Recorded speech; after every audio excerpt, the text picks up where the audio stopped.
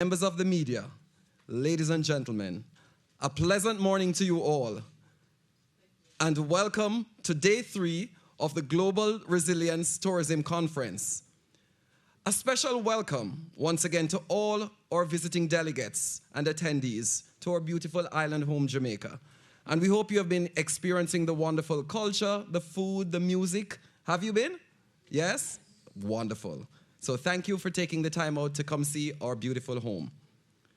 The past 2 days have been very enlightening as we navigate the tourism industry, which, as an open system, is susceptible to many global forces, most of which are outside of the control of government and tourism operators. In the past, these forces have proven to be quite detrimental to the economies of small island developing states, such as the Caribbean islands, that are highly dependent on tourism. What will make the difference is how we react to these forces when they present themselves. And as such, we have to adopt a new thinking and new behaviors. Hence, the important topic of tourism resilience has to be forefront in everything we do. Tourism resilience is the ability to anticipate, prepare for, manage, and respond to disruptions that can negatively impact the travel space. It was the brainchild of our tourism minister, the Honorable Edmund Bartlett, whose advocacy resulted in today, February 17, being designated as World Tourism Resilience Day by the United Nations. Minister, thank you. This is a significant achievement worldwide, as from today, we will have a day primarily focused on tourism resiliency and how we navigate the tourism space, so we can be better prepared, recover quickly, and take advantage of all opportunities that will arise from every crisis. As George S. Clason said, and I quote, "Opportunity is a haughty goddess who wastes no time with those who are unprepared," end quote. The last 2 days exposed us to why we need to be prepared. From previous discussions with the industry's thought leaders, we have discussed practical ways for us to be prepared for external shocks. Today, we continue on a similar path with more informative panel discussions so we can act and be ready.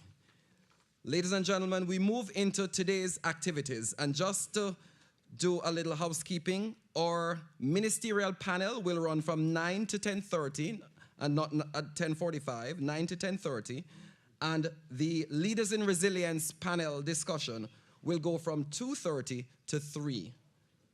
Thank you. We now move into the welcome remarks, and I invite Professor Lloyd Waller, our Executive Director of the Global Tourism Resilience and Crisis Management Center, to bring greetings. Before I do that, it's remiss of me. Let me introduce special welcome to one of our tourism icons, one of the tourism operators of the region, Mr. Adam Stewart. Special welcome to you, sir. Thank you for taking your time out to join us today. Thank you. I now invite Professor Waller. Thank you.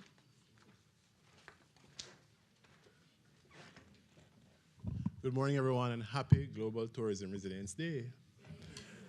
You know, I have never been in a position before where I was a part of history. When I say history, I mean the creation of something so spectacular, phenomenal, relevant, and global. Today marks a moment in human history that you're a part of that will forever remember the importance of tourism resilience to the global economy. And the GTR CMC and our partners, ITIC, the Jacobs Group, the Resilience Council, and several other organizations that have been a part of this historic moment have all worked hard. And I don't want to take away Minister's thunder. Minister will talk about the journey from there to here. It started in Dubai. It was an ambitious quest. On some occasions, we were wondering whether or not we were actually going to pull it off, but determination, passion, drive, and resilience contributed significantly to our ability to be able to create a space in a global marketplace for our recognition and an understanding and a remembrance of what we went through in the tourism space, A, and B, what we had to do and what we can do to protect the tourism market going forward. The GTR-CMC is now in the process of identifying and formulating several other activities which will also contribute significantly to the global tourism space, specifically as it relates to tourism resilience and global sustainability. And we are very pleased to announce today that, and treating it, Minister, as a launch, so it's a soft launch, so to speak. Neil is here, so I'm just going to take the opportunity to also thank Neil to announce that the GTR-CMC has partnered with Airbnb to undertake a regional project to look at the knowledge, attitudes, and practices of micro-enterprise tourism entrepreneurs across the Caribbean as it relates to their understanding and practices surrounding climate action and climate change, with a view to create some awareness projects and programs to build their capacity to be able to mitigate any challenges that they may face or any challenges that they may cause in their operations. And I'm particularly pleased with this partnership. The partnership also extends to the Caribbean Tourism Organization, which will act in the capacity as the monitoring and evaluation team to monitor and evaluate the project. Now, the good thing about this project is that the project is essentially starting in the Caribbean, but the intention is to globalize the project. This is just the pilot. We expect that in the next 2 years, we will implement this project across the world to try to see how best we can infuse some sense of understanding and awareness of the importance of climate change and climate action, particularly with the micro, small, and medium-sized spaces around the world, because we do understand and appreciate that the larger hotels, whereas the larger hotels have international standards that they have to follow, and they're monitored very closely by international organizations and businesses with regard to their carbon footprint. The smaller ones don't have that pressure, but they contribute significantly to the tourism space and to the environment. So we have to ensure that we work with them to build their capacity and raise their resilience, their level of resilience. So we're happy to embark on this project, and we're pleased to work with Airbnb in this instance. It was a substantive fund grant that they provided to us, and they're willing to work with us for the next 2 to 3 years in terms of extending this project and the reach of this project. Thank you, everyone, for coming here. Happy Global Tourism Resilience Day again, and remember when you leave here that you are a part of this historical moment. Thanks, everyone.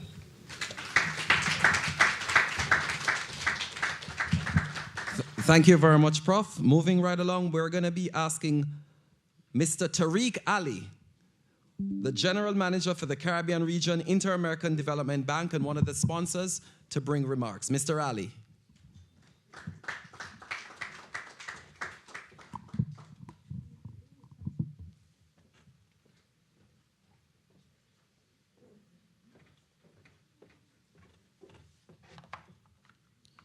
You know, I look at the room and I see a fairly full audience, and that tells me that there's a lot of keen interest around the topic on the conference. And on a day 3 where many conferences are notorious for having vacated spaces, you know, that tells me that the content that has been devised and constructed, and congratulations, Minister, on putting together such an important and thought-provoking sort of conference. So, Honorable Edmund Bartlett, Minister of Tourism, Jamaica, and founder and co-chair, Global Tourism Resilience and Crisis Management Center.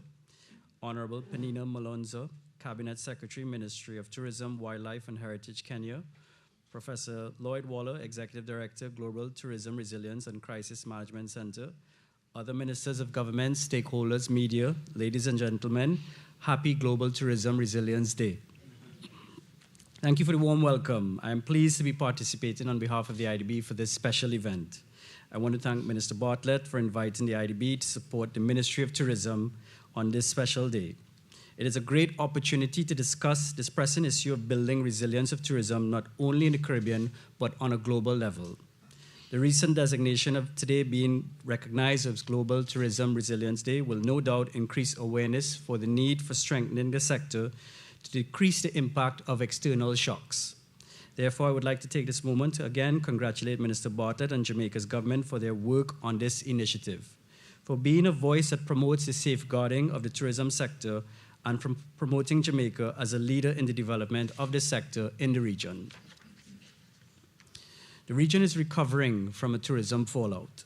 The targeted effort from Jamaica and other Caribbean countries has allowed the region to experience recovery from the tourism fallout caused by the pandemic and COVID-19. As we all know, because of the pandemic, 2020 represented one of the largest economic shocks suffered by us as a region. With this considered, I'm happy to note that here in Jamaica, Stating reported that for the growth of 5.9% in hotels and restaurants category in the third quarter of 2022 calendar fueled the country's gradual recovery from the economic decline experienced during the pandemic. The World Tourism and Travel Council has also said that according to their estimates, travel and tourism GDP in the Caribbean is forecasted to increase at an average rate of 5.5%, but there is potential for this to be significantly higher. And the UNWTO World Tourism Barometer released last month said that in 2022, the Western Europe and Caribbean subregions came closest to seeing their pre-pandemic levels of activity. We are recovering, but we need to be cautious while still being optimistic. These indicators are quite positive and inspire and hope that this year tourism in the region will return to pre-pandemic levels or exceed if possible. Tourism was a critical economy booster in the region before COVID-19, and that hasn't changed. While we would like to see more economies diversifying, a high-performing tourism sector is needed to see further economic growth and recovery. Therefore, we must be cautious while optimistic. There are still several threats that can destabilize the aforementioned achievements: potential pandemics, global health challenges, fuel prices, political conflicts, scarcity, increased costs of commodities and food, environmental unsustainability, climate change are just some of the challenges that we face in the region. These threats and how we respond are crucial to the sector's performance. Thankfully, the Caribbean governments and private sector have been transforming some of these challenges into opportunities. They have developed and executed solutions to strengthen tourism and to boost linkages with other sectors. One of these solutions is taking intentional measures to build a resilient tourism sector, a tourism sector that can withstand external shocks and climate crises. It's sustainable and creates strong economic impact in sectors like agriculture, manufacturing, and others. A resilient tourism industry understands and is prepared for disaster and climate risk, prioritizes initiatives that improve resilience, and the recovery plans ready to address challenges that are ahead. Jamaica has already started this journey and is building tourism resilience through several initiatives, including the establishment of the Global Tourism Resilience and Crisis Management Center, a resilience building framework, including focus on key areas like diversifying the tourism product. Other Caribbean countries are also working on their own projects to increase sustainability and resilience so that tourism can benefit for all individuals in all of our countries.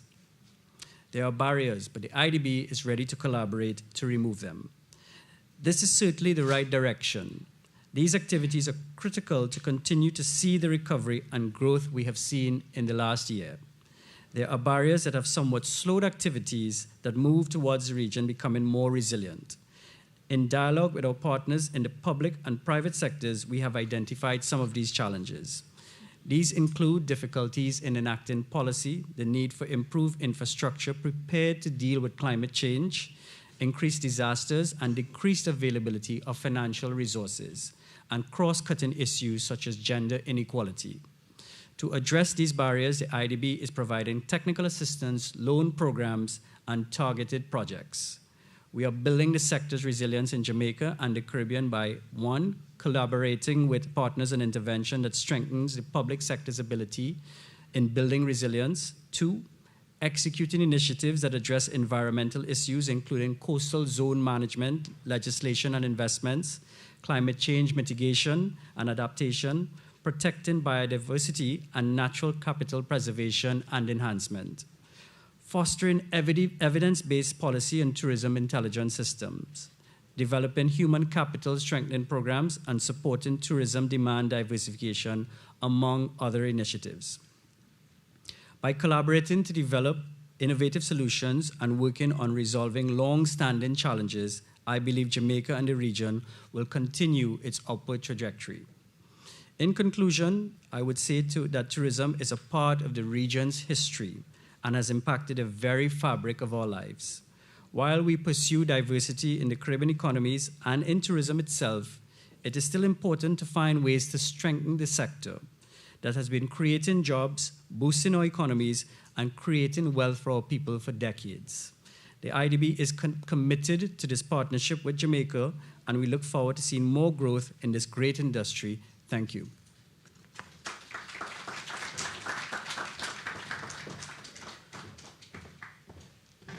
Thank you very much, Mr. Ali. Thanks for your support of the tourism industry and the support to the region, Jamaica and the region, that the IDB has given over the last few years. So thank you very much. We now move into remarks being brought by the Honorable Penina Malonzo, Cabinet Secretary, the Ministry of Tourism, Wildlife and Heritage, Kenya. Minister?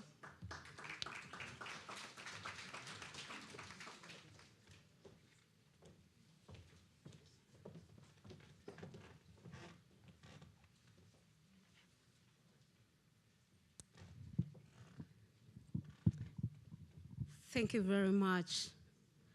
Allow me from the onset to recognize that today is a very special day as we gather in here today. I've been in this country for the last 2 days. I've never seen such a bright sunshine.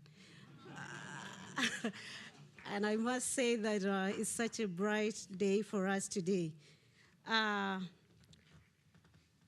Allow me to recognize Honorable Emal Barrett, co-chair, founder of Global Tourism Resilience and Crisis Management Center and Minister of Tourism for Jamaica.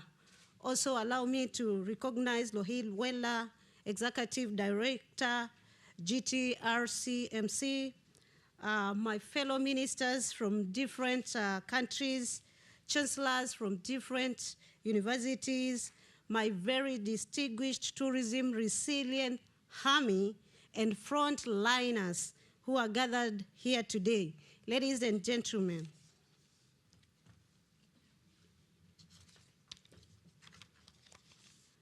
allow me to thank the organizers of this special event held to commemorate tourism resilience across the world. The Global Tourism Resilience Day is indeed an important milestone in the development of tourism industry in the world. We note that the tourism industry is affected by various challenges, hence the need to ensure that resilience within the sector is understood and incorporated in our daily activities as industry practitioners.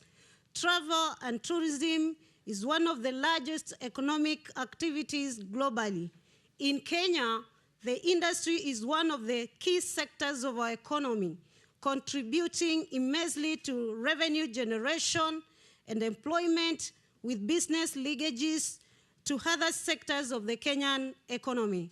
In this regard, I want to affirm that such industries should be jealously protected and guarded.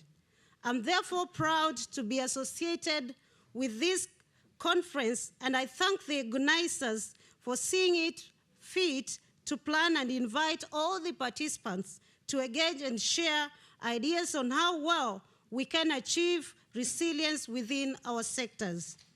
Distinguished guests, over the last 3 days, we've deliberated on various issues, ranging from investment opportunities in the Caribbean tourism and in other tourism destinations. We have also sought to find mechanisms of creating a landscape that will enable us build tourism resilience for today and tomorrow.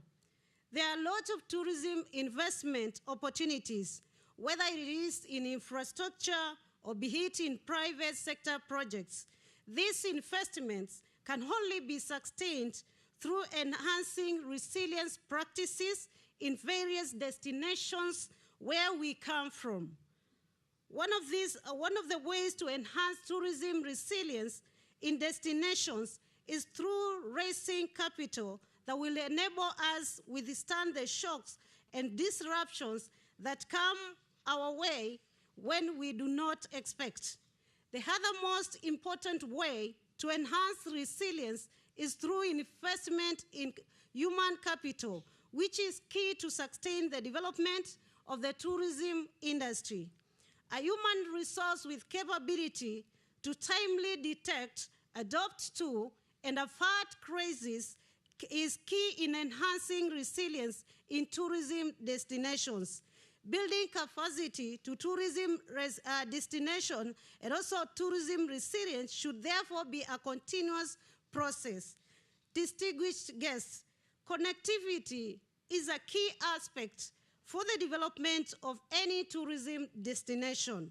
Being able to reach destinations through sharing factual and timely information, as well as considering accessibility by persons of all categories, including the elderly and those able differently, is crucial in making destinations resilient. The diversity in the visitor market segments should be embraced as we seek to make our distinctions and destinations resilient. Learning is a long life engagement. In this regard, there is need to gain knowledge and expertise on how to prepare for future disruptions in the tourism space. One of the best ways to undertake this is to take advantage of the enormous data that we have to simulate scenarios through data analytics. The role of the universities, such as University of West Indies, Kenyatta University, and University of Bournemouth, among others, in supporting resilience in tourism cannot be overemphasized. It is therefore my hope that tourism stakeholders will support the academia in ensuring that data on tourism trends is shared to enable quick and reliable decision-making in merging destination and thus contributing to effective resilience based on the first insights for future progress. Ladies and gentlemen, research on various resilient aspects such as crisis communication for tourism resilience, tourism climate, induction associated with rising water levels, tourism investments, health, pandemics, role of security forces in tourism resilience, terrorism and insecurity, monitoring and evaluation, as well as tourism entrepreneurial resilience are some of the themes that we have deliberated upon over the last 3 days. It is my sincere hope that through these deliberations, we will be able to achieve best practices moving forward. My distinguished guests, as we gather here today, I would like to further reiterate my ministry's commitment to the success of the center at Kenyatta University in Kenya. Together, the ministry and our global partners, we shall inculcate continuous self-assessment mechanisms to all our stakeholders. In this regard, to managing crises that are likely to come our way, we therefore need to develop strategies that account for both resilience and efficiency, build adaptability into internal operations and supply chain through talent sharing arrangements with other firms that can support and retain workforce flexibility while lowering the labor costs. We can also take advantage of the extended tourism stakeholder relationships that we have gained here with our counterparts as well as those back home for resource mobilization and information sharing. Tourism enterprises and organizations should also endeavor to broaden their approach to resilience and incorporate resilience aspects as as part of their core strategies. We also need to incorporate measures of tourism resilience to investment decisions by exploring growing opportunities that are adjacent to the core business. Lastly, we need to foster collaboration relationships with ecosystem partners, competitors, and regulators to determine industry standards for resilience. Ladies and gentlemen, this conference has created a platform for us to connect various cultures and practices associated with tourism resilience. It is therefore my sincere hope that through this interaction and learning, a tourism framework for the future will be developed through appropriate resilience and recovery policies and strategies. As I conclude, may I note that resilience practices within the tourism industry have the potential to help organizations not only weather crises, but also thrive over adverse events. May the deliberations from this conference enable us and tourism practitioners at all levels to embed resilience practices in all our operations. Thank you very much, and much love from Kenya.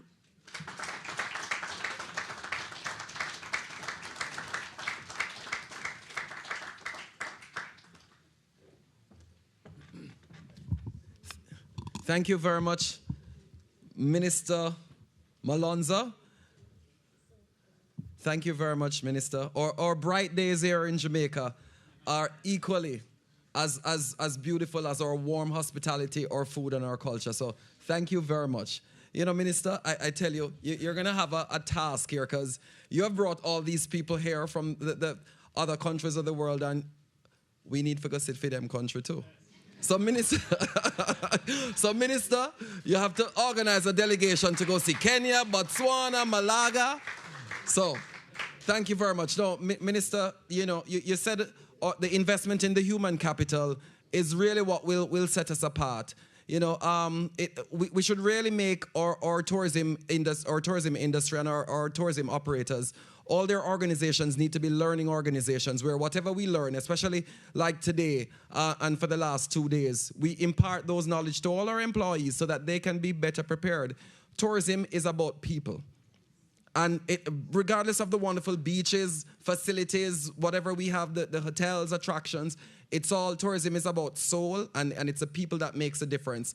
And you know, you hit a point there. We must continue to invest in the people that will make us successful in our tourism operations. I now invite the Honorable Edmund Bartlett, our Minister of Tourism, Jamaica, and founder and co-chair of the Global Tourism Resilience and Crisis Management Center, to be our keynote speaker. Minister Bartlett, welcome, sir.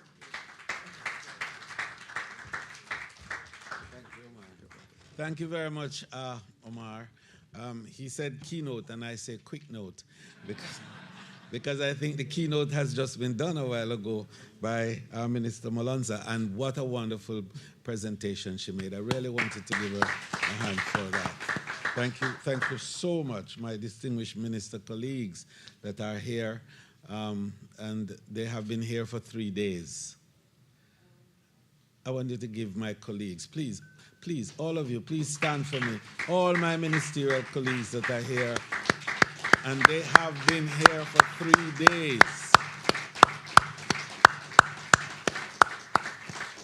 And I say that deliberately because I've been to many conferences all over the world and with ministers, and I don't recall any that have sustained 3 full days without leaving, and I really want to thank them. That's very true. They come for 1 day and they go, and they come when they are speaking and they go. These ministers have been here with us and have enjoyed and endured all the sessions throughout, and I thank you. Distinguished colleagues all, this morning we're running just a little tad behind, and I really wanted to get us going by 10 o'clock for the panels and sessions to happen. But permit me to use the opportunity to ask you, as we embark on this historic day, and Professor Waller sort of gave you a little appetizer, a little teaser a while ago, and I don't intend to tickle your imagination any further, because later on this afternoon rather, we hope to spend a little time on the day itself, the genesis of the movement that resulted in the UN's historic declaration of February 17 as Global Tourism Resilience Day. And just to say to you ahead of it all, that for us it was epic as it was historic, in that 19 countries signed the resolution ahead of my presentation at the UN. And by the time we were finished, 74 more countries signed to that, 95 countries in all. And that for me was very special, actually. And so before we go any further, I just want to thank the team led by our ministry. Taisha isn't perhaps in the room, but I have to make reference to Taisha Turner and the work that she has done in helping to craft that document. And then, of course, the permanent ambassador, or permanent representative, actually, for the UN, Mr. Brian Wallace, and his excellent team, who not only concluded the whole arrangements, but were the intellectual stimulus behind the crafting of and the wording of the resolution, so that the presentation could be acceptable to 95 countries. And I emphasize 95 countries, because I must say that since 1980, when the UN declared the World Tourism Day, it's the first time, 42 years, that any other day has been designated for tourism.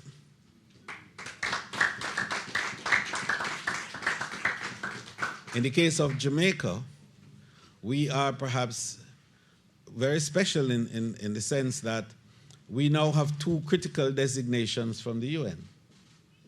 In 1962, our then Minister of Foreign, we used to call it External Affairs at the time, the late Most Honorable Hugh Lawson Shearer, proposed and had a resolution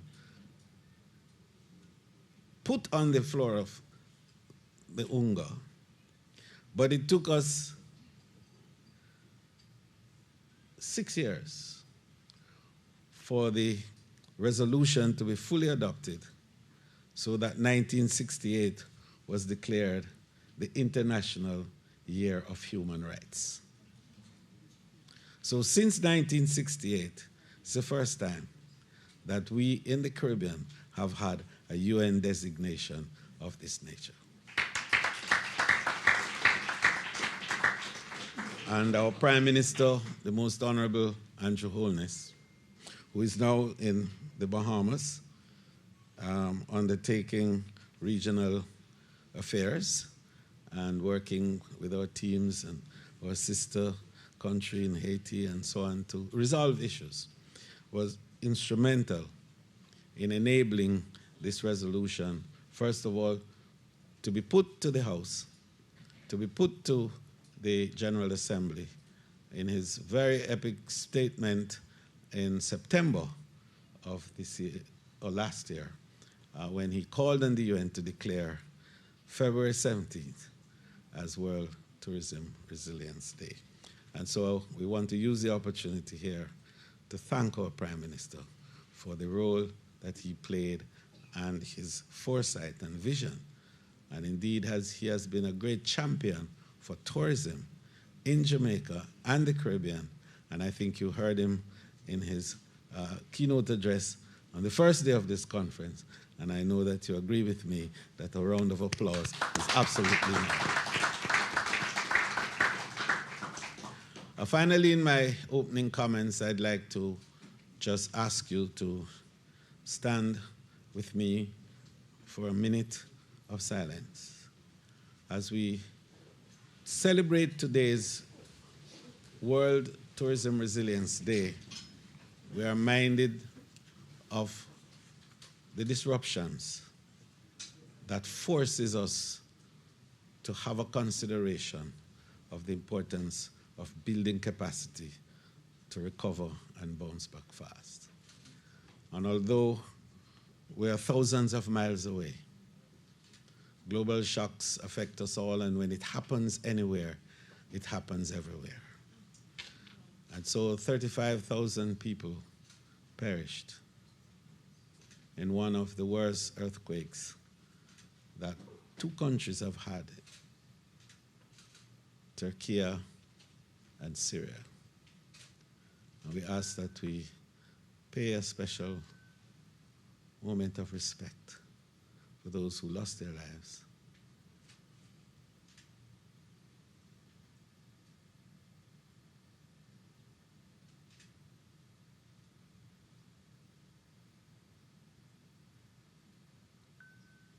May their souls rest in peace and light eternal shine on them.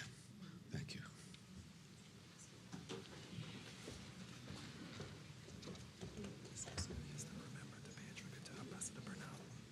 Yes. So it would be remiss of me in making my references to omit someone whose memory we also honor today because of the work that he did with us. Initially, when Professor Waller and I started this resilience movement, and more so the establishment of the Global Tourism Resilience and Crisis Management Center. And Professor Richard Bernal played an important role with us in the early beginnings. And in fact, unto his death a few days ago, it's days in my head, he was an integral part of the planning of this very conference. And he was down to introduce the former Prime Minister and keynote speaker yesterday. And we thank the former Governor General for, and we can hardly say substituting for him, but for doing it in his stead. But today we want to also recall his memory and his life and the work that he has done in academia, in diplomacy, in finance, and latterly in the resilience movement here at the University of the West Indies. May his soul also rest eternal in peace. The advent of COVID-19 has created for us perhaps what is the most existential threat that the human family has experienced since what we now call Anthropocene Earth. And we thought that that was an advent that we didn't expect, didn't understand, perhaps wouldn't even understand. And for 2 years, the world plunged into what we had called the anthropause, when nothing happened really. The seas were calm and quiet as the cruise ships were not traversing, nor the cargo ships were moving from port to port, emitting all sorts of noxious and disruptive effluent into the ocean. The planes were not flying, polluting the air with carbon emissions and advancing global warming and issues of climate change for almost 2 years, became less evident and front and center of the minds of all of us. Production and productivity ceased, so to speak. And our industry, which at that time was the fastest growing industry in the world, that was contributing 11% of GDP and a similar percent of labor, and some 19% of trade in goods and services, and had moved from a simple leisure activity in several countries to become the dominant economic activity and the driver of jobs and well-being. And that industry literally ceased for that period. And then we had disruptions of various sorts emanating from that. The biggest disruption for us was the displacement of human capital within that time, when some 72 million people lost their jobs in the tourism sector worldwide, 65% of whom were women. The consequences, of course, are dire. And during the period, we learned how to pivot. And some new words came out. And innovation became a buzzword.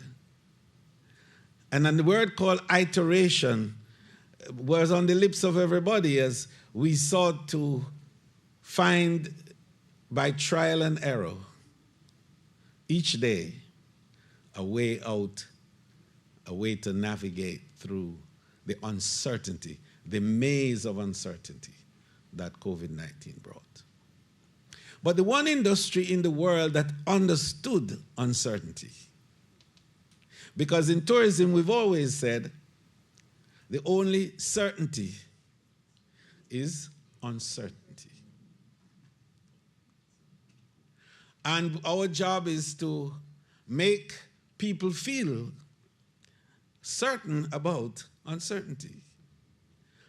And what a task we've done over the years with that. So through science and data and innovation and being able to be nimble and to be adaptive and innovative, tourism has come back. And we came back into a mode which transformed itself from first the anthropause that we spoke about into the anthropos that created a demand, huge demand, a kind of demand that tourism has never seen in all its years. The pent-up demand which released itself in the anthropos was amazing, but it brought with it further disruptions, supply chain disruptions. Because of anthropos, when anthropos came, a crisis followed, a crisis of supplies, because the whole logistics of movement was disrupted, and goods and services were not moving from one area to the other and being available as it was. But the biggest disruption within that supply chain, notwithstanding the wheat that went and, the other commodities that might not have reached you, was the human disruption. The disruption in human capital. So it made anthropos so much more of a challenge, because the planes were not flying like they should, because the pilots had not come back. And the air stewardesses had not come back. And the hotels were not operating as they should, because the workers, by and large, had not come back. And in our case in Jamaica, some 20% of that workforce didn't come back, and we're working hard to get them back. So what we have seen, therefore, is that during the period of the entrepause, if we had not been building capacity when the recovery started, the process would have been even more disruptive than it had been. In Jamaica, we discovered very quickly that tourism is, in fact, susceptible to disruptions. And we had in the last 50 years 10 mega black swans, as we'd call them, disruptions that have impacted tourism. Some of which comes to your mind very readily: the SARS, the earlier SARS, the predecessor. And then we had 9/11, which was as disruptive as we could possibly get, caused by terrorism. Tourism literally went flat. And then we had the then we had the economic downturn of 2008, which disrupted the economies of the world. And we said during the process that it right-sized, downsized, and capsized all the economic entities, airlines, and everyone. And then, of course, the big one that we're talking about now, SARS, COVID-19. So in all the instances before, tourism recovered faster than all other industries and grew exponentially. So that within the 50-year period of 10 mega disruptions, we ended with an industry that was the fastest growing in the world and was one of the third largest contributors to global GDP. But the purpose for which today is driven is not focusing fully on those who have been able to recover fast and to recover well and to thrive after. We want to focus a bit on those who are hugely tourism dependent, weakly resourced, terribly vulnerable, and who have had disruptions and of today are still years behind in terms of their recovery. Because the effect of that is to create a level of human misery and social dislocation and instability that threatens all of us in the world. So while we talk about building resilience for tourism, we have to focus in the wider perspective on social disruptions, economic disruptions, political disruptions, health disruptions, security disruptions. And the most important of all is to build now human capacity to do 5 things. To predict disruptions, to mitigate against disruptions, to manage disruptions when they come, to recover from disruptions, and to recover quickly, and then fifthly, to thrive after. So today's discussions, I hope, will revolve around those themes and enable us to have a better understanding of what our responsibilities are. And yesterday I spoke a little bit about tourism's responsibility in terms of building financial resilience. And tourism's responsibility in enabling countries of the world that are highly tourism dependent to be able to gain an insight in their own capacity to grow, to expand, and to enjoy prosperity. I called for a Tourism Resilience Fund yesterday, and I reiterate that call today.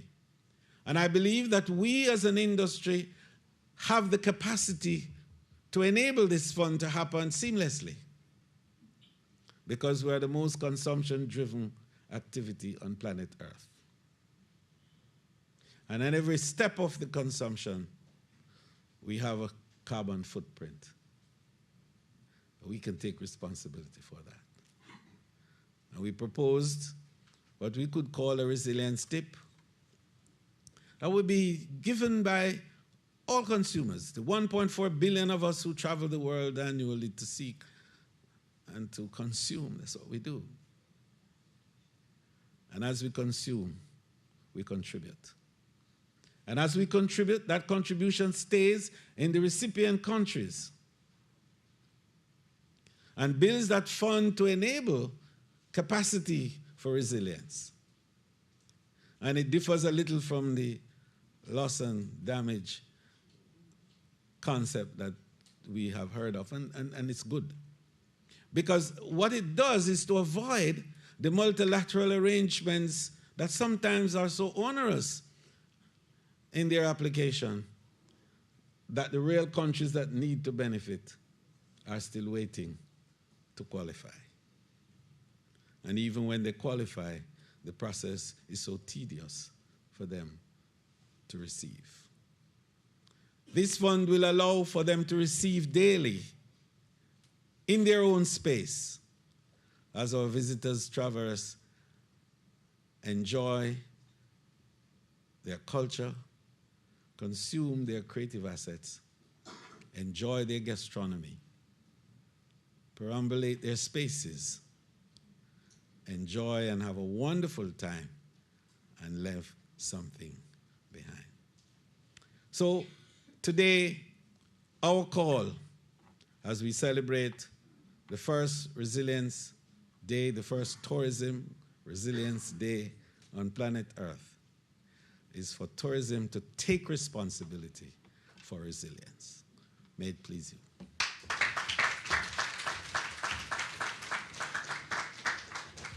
Thank you very much, Honorable Minister. And you know, it's quite commendable that 95 countries signed on to this historic initiative, Minister, and we hope that by, within the next few months and over the next year, we'll have more countries. So, Minister, there's only one word that can describe your leadership, and it's visionary. And I would like you to stand again, Minister, while we really recognize our tourism minister.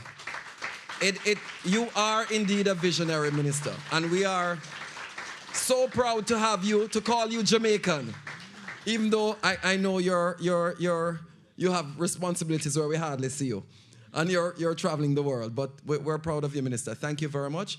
Very visionary to call on the countries to implement the Tourism Resiliency Fund, which I know will help some of the less developed countries, especially when these external forces hit us. We're now going to be moving quickly. We are a little behind, and we are going to be setting up for our ministerial panel.